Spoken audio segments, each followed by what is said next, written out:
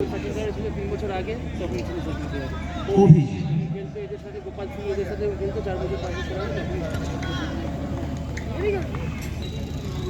এতটা নাম ছিল না। সংযোগ ভালো হয়নি, ওয়েট করেছেন ক্যাচ নেওয়ার জন্য, আর কখন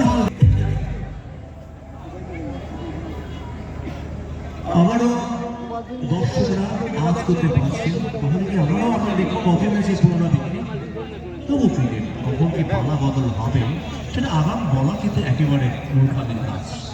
দুটো উইকেট দেখবো আমরা।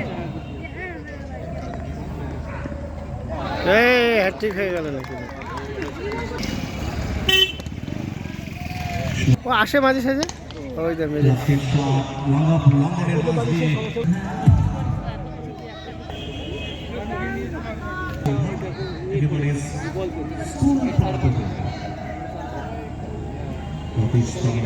প্রজ্বলিত আলোয় আলোচনা করেছিল।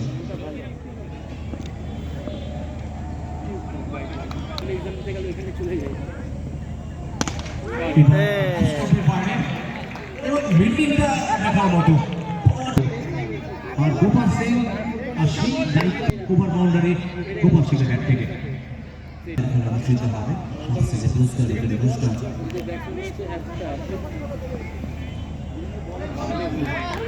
তবে